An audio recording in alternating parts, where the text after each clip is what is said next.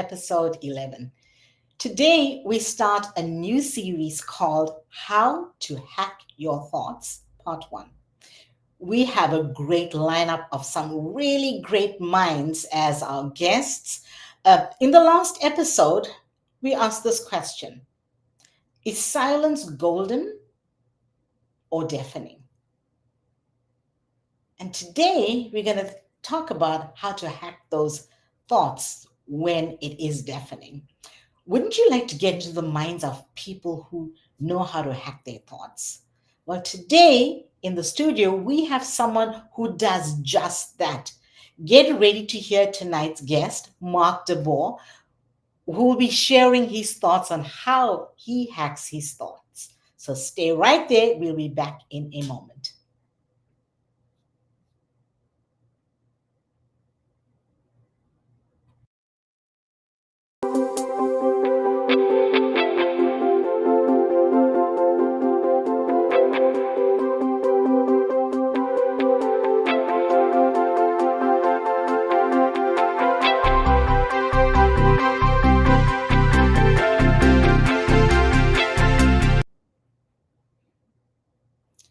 Welcome to our show again, and so excited to have Marc DeBor with us in the studio today. We're going to have a great conversation on how to hack your thoughts. So, Marc, welcome to the show and welcome to Journey of Self Love. Great to have you here. Excited to hear how you hack your thoughts and your unique hacking methodology. Thanks, Chloe. I really am glad to be here. Happy to talk to you about this. And I think it's gonna be a wonderful conversation. So thank you. All right. Okay. So, today the language is hackathon and, all of that great stuff. And I thought, okay, right. What about mind hack? And on the previous episode, we talked about negative and positive thoughts, having pros and cons. And the question was, is silence golden or deafening? Not all golden silence is positive, and not all deafening silence is negative. So let's just dive in and on how you hack your thoughts. Here's my first question. Oh, is there something that you want to share? No, I think it's fantastic. I think things can be two things at one time. Yes. Golden and deafening, and it's a matter of perspective and how you perceive it. Yes, yeah, that's true. So here's a first question based on what we just on the silence and being golden and deafening. When silence is golden, what do you say to yourself when you're caught in that moment? Yeah, I think that's a good question, and I've really spent a lot of time over the last, let's say, decade of really listening to the question that people are asking, but also the words they're using. So you say the word golden, right? So what do we associate with the word golden? Maybe something good, something prolific, something fantastic. So when is silence good? When is silence great? It makes me think, my first reaction is makes me think of a study, I forget when, maybe a couple of years ago, from Queen's University, where they found that the average person has about 6,000 thoughts a day. It's right off the bat, it's a big number. We need to learn, all of us need to learn how to become our own best friend, because the truth is, no school, K through 8, 9 through 12, and college and beyond, is going to teach us. It's just not part of any curriculum, and it's something that we need to learn on our own. As a parent, it truly makes me worried for my own two boys. Because if you go back, let's say to 1920, 1930, and you actually looked at the data people were consuming, back 100 years ago. So that would be books, magazines, maybe the radio. There's a study out there that shows people 100 years ago consumed 6 megabytes of data.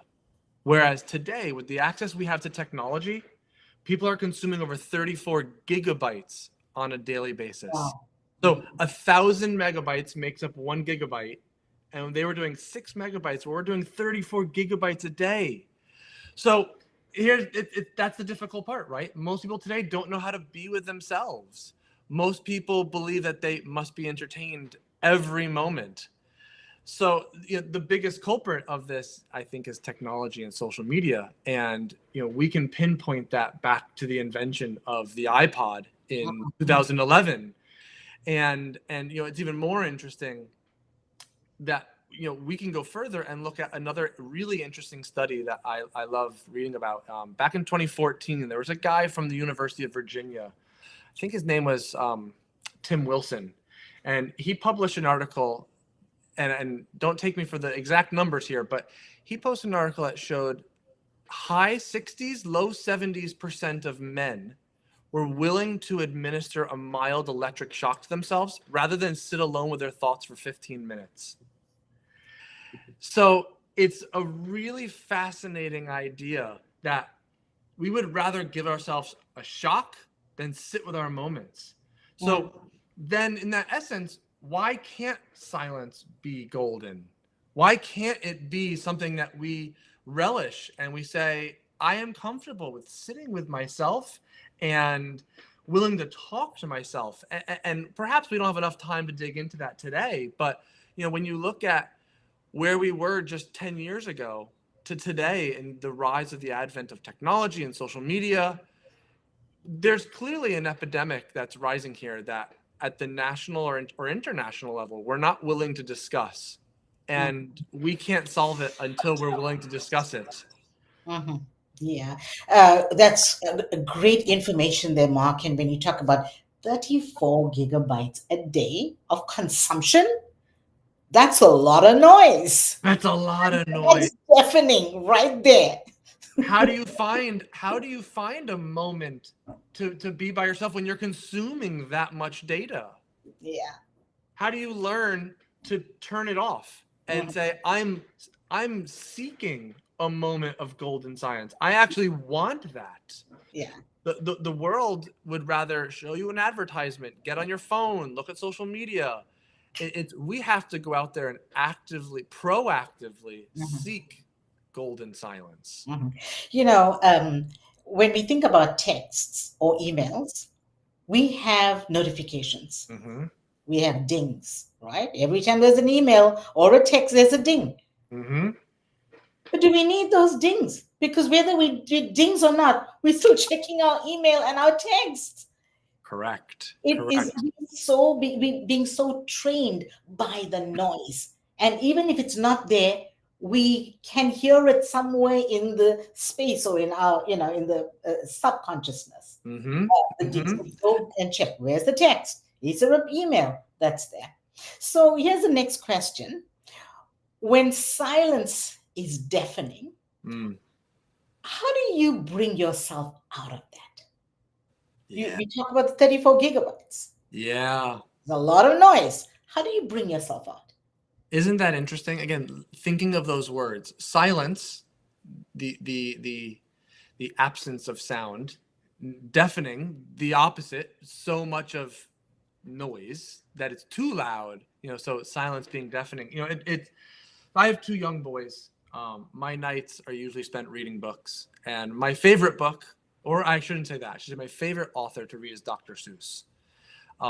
And one of my favorite books of Dr. Seuss is Oh, the Places You Will Go. And I've read that book so many times that it's practically memorized at this point.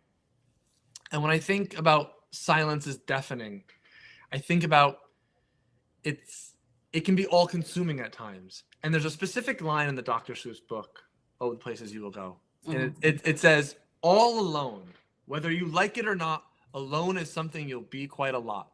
And when you're alone, there's a very good chance you'll meet things that scare you right out of your pants. And I love that. I could we could make a whole episode with that book. But that's it. And it reminds me of the study that I just mentioned from out of the University of Virginia. It's to many people the idea of being alone is terrifying.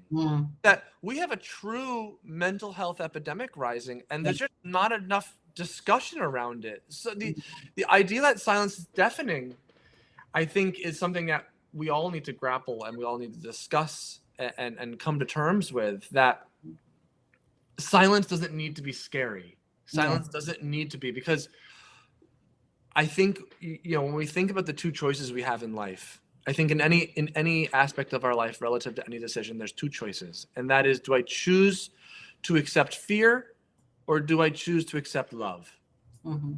And silence is deafening is something that's much more closely associated with fear. That I Yes. am scared of what will come out of the silence. I'm scared of what I will think. Instead of embracing the opposite, which is I'm embracing love. Mhm. That yes, this is difficult, this is challenging, but I'm willing to meet it there. I'm willing to understand it and accept it and listen to it. Mhm. That I don't need to be afraid and fear it. That I can accept it with love. Mhm. And embracing love is embracing self, Mm, learning how to love who we are, because we lost our voice in the mm, noise. And when you talked about being alone is terrifying, mm-hmm, the podcast was birthed out of silence and loneliness. I was alone, and I'm mm, like, how do I fill the space? It's deafening. And the more I sat in the silence, the more I'm like, okay, this is it. You get with the program. And mm. so I started to embrace the silence. When I embraced the silence, I then started to embrace me and my self-love. So Isn't that's it the isn't journey of to self-love. isn't it interesting that you found the answer in the silence through communication, Yes. through using the art of the verbal word of speaking to Mhm. people through communication, that you found the answer as talking about it. Yes. Yeah, amazing. It's Right. beautiful.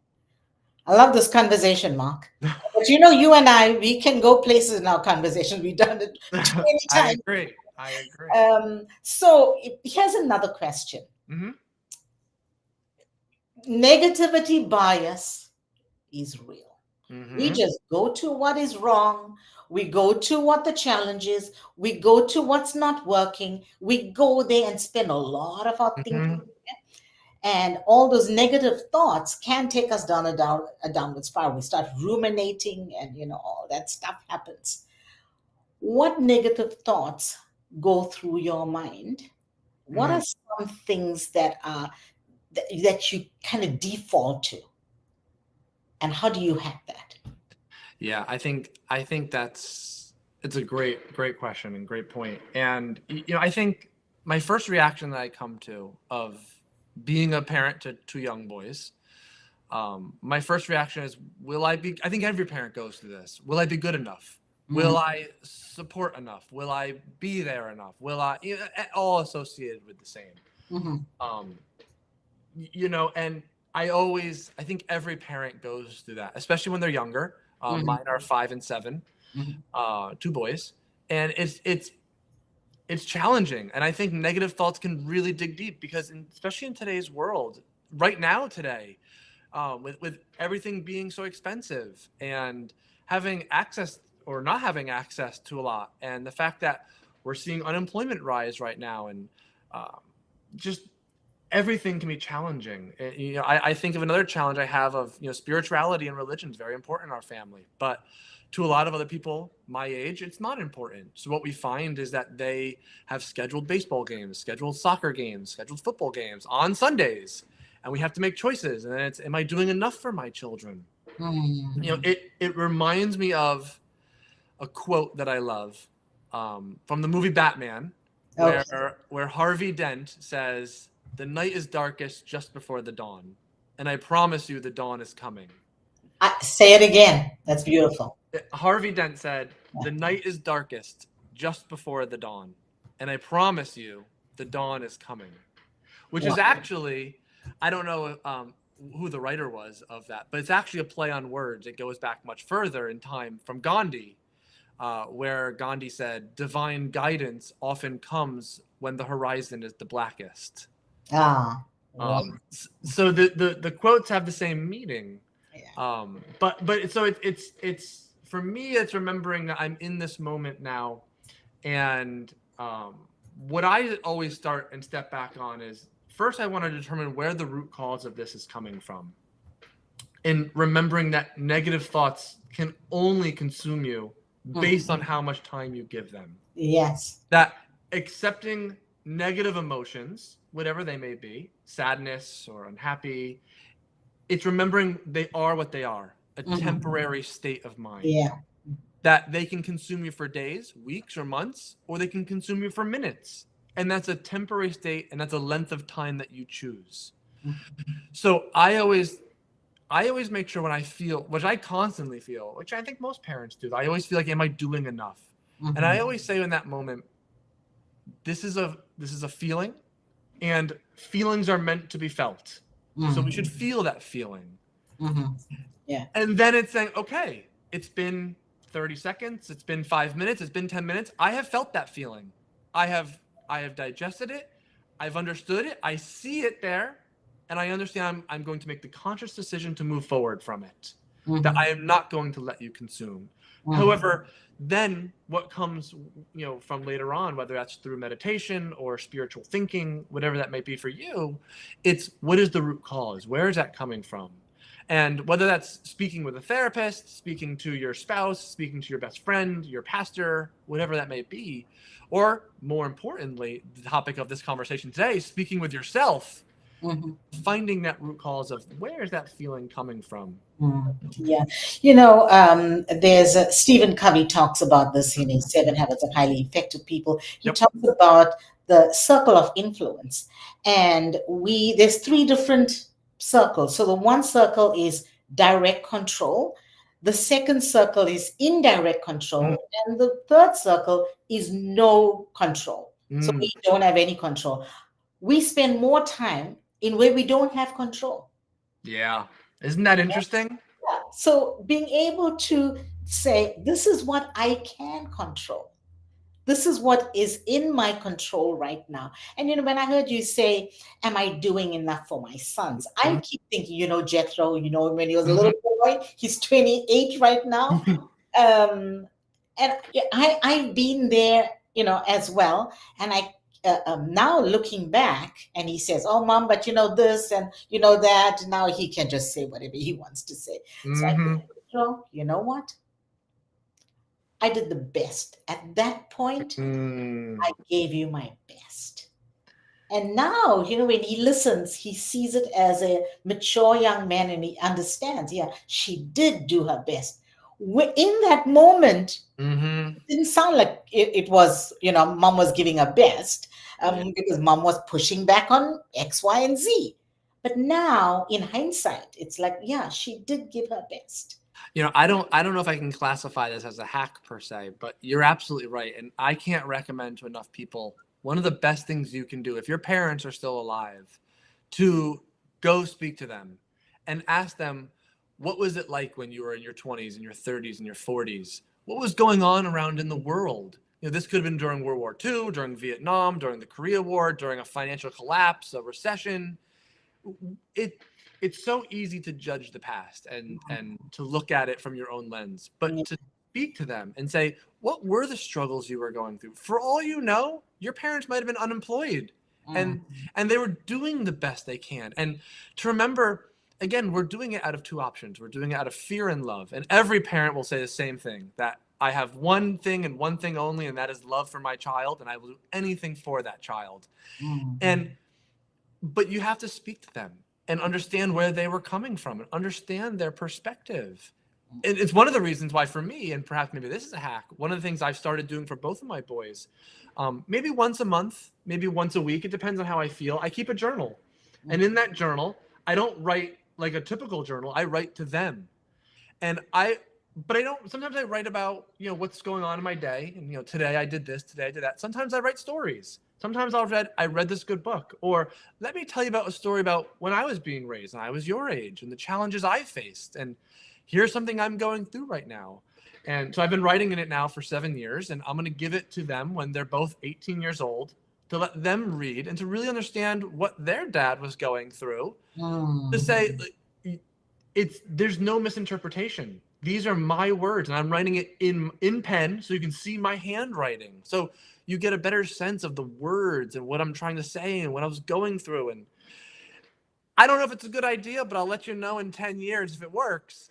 But I think it's a good idea for I most think, people. yeah, yeah, I think it's a good journaling is a fantastic hack. Hmm. It is.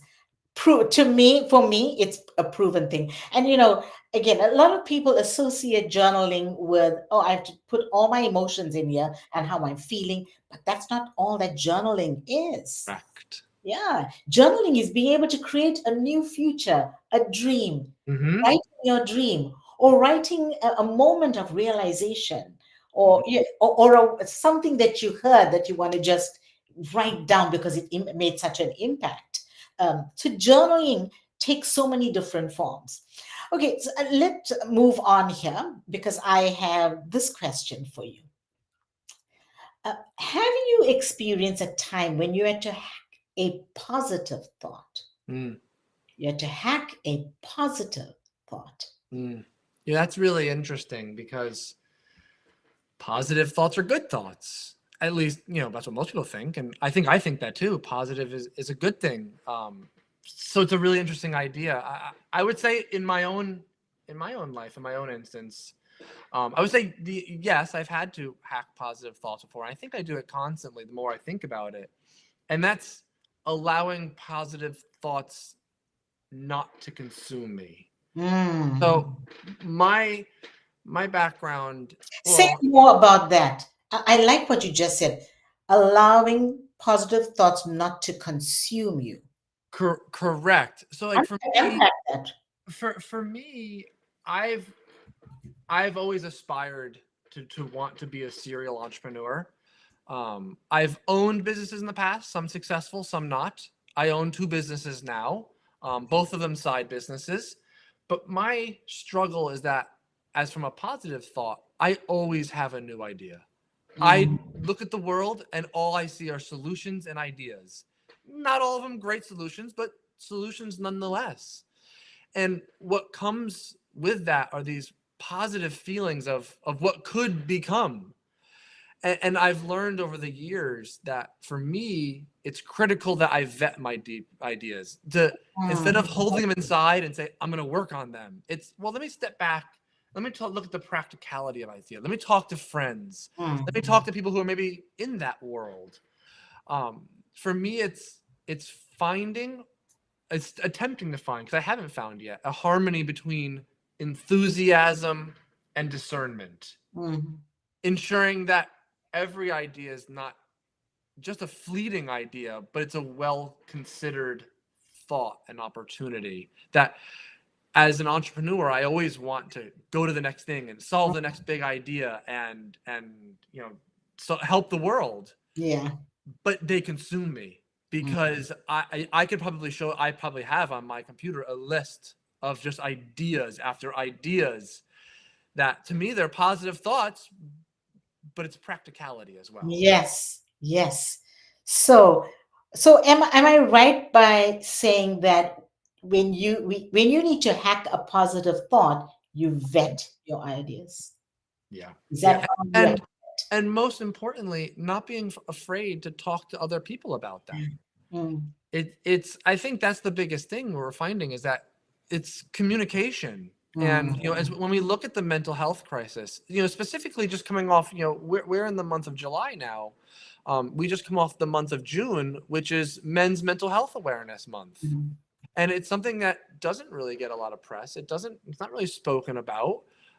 But it's through communication. It's Mm. it's what's Yeah. most important. Mhm. Yeah. A great conversation, Mark, really. So, what is something that you would like to share with those listening to this podcast on how to hack their thoughts? If there was something that you want to share and you said, this is it. One of the things that I've been putting a lot of thought into lately, and really diving deep through talking to people and reading a lot of books about, and what I'm still discovering in my own life, and I say this purely as opinion, that life isn't about finding yourself, it's about creating yourself. Mhm. You've been given all the tools necessary to create yourself. So the question really is, are you brave enough to create the person who you were ultimately meant to be? Mhm. And I think it's it's challenging to a lot of people because it depends on where you are in your life. Yeah. It's if you're young or old or in between, it could mean going back to school. It could mean leaving a person or leaving a situation or leaving a place. But it's remembering the biggest obstacle to becoming ourselves is ourselves. Yeah. Yes. Yeah. We stand in the way of ourselves, of what is great. Um, when you say, "Are you brave enough?" If somebody said to you, um, "I'm not brave enough because this is going on or that's going on," what is something that they can do or say to themselves, or what's a self-talk that they could, bring help to get past that? Yeah, I'm not sure if there's any one word or phrase or activity that anyone can do to push past it, as opposed to, as the old Chinese proverb says, I believe it says, how do you eat a whale?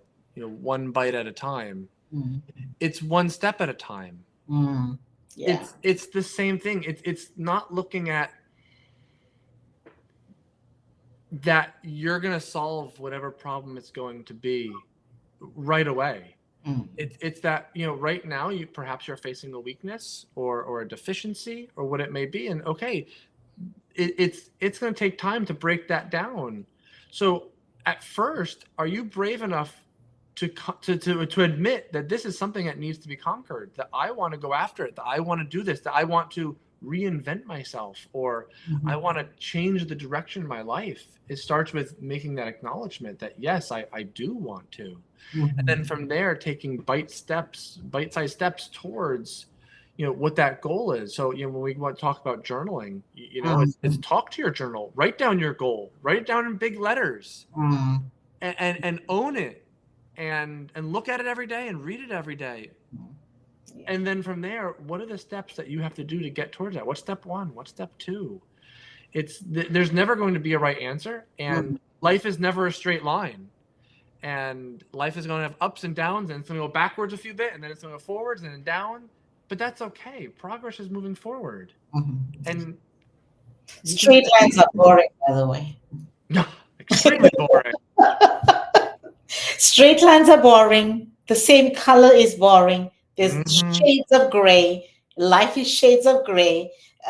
So if we had to have a straight line, guess what? We all going to be bored out of our minds.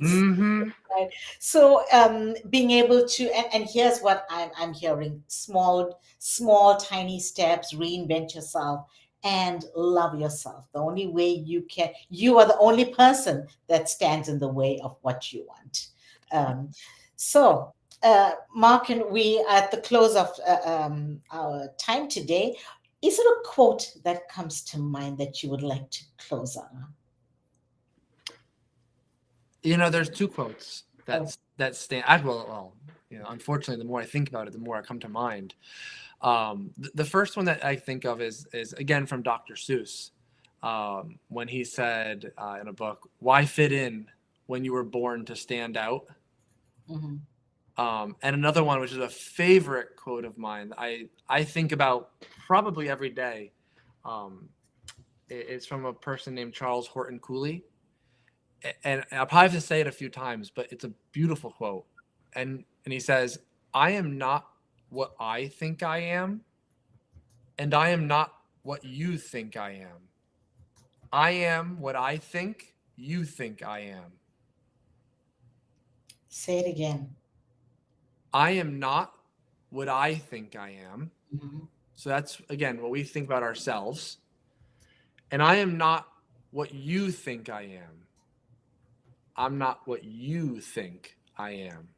I am what I think you think I am. Yeah. I think Chloe thinks this about me. Yeah. Yeah. And I've always thought about that, because when we think about this topic of silence, and silence is deafening and silence is golden, we're too consumed in what I think you think I am. Yes. And Noise. That's where the noise comes from. And when we can break that down and stop worrying and stop thinking about what other people think Mm, you are, yeah. you'll start to see the shift. Yes. Yeah. That's beautiful. That's beautiful. Mark, it's been a pleasure having you on the show. Thank you for coming along, for sharing all your hacks and what your thought life is like. Thank you for being honest, for being vulnerable, and for sharing from your heart. So we come to the end of our show. Like I always end our shows by this quote: Your story is changing, and you are the storyteller of your story. Your story are your thoughts are your self talk. Who you are becoming are your thoughts. And what you tell your brain is what your brain remembers. And here's what really matters: who you are becoming is greater than who you were before this moment. So please go ahead, share in the chat. How do you hack your thoughts? And let's share that knowledge. Let's share the wisdom with everyone that drops in on this episode. Coming up next week is another mind hacking conversation with another exciting guest. Remember, powerful declarations are inside of you and they're waiting to be manifested. See you next week for another great episode on how to hack your thoughts. Take care.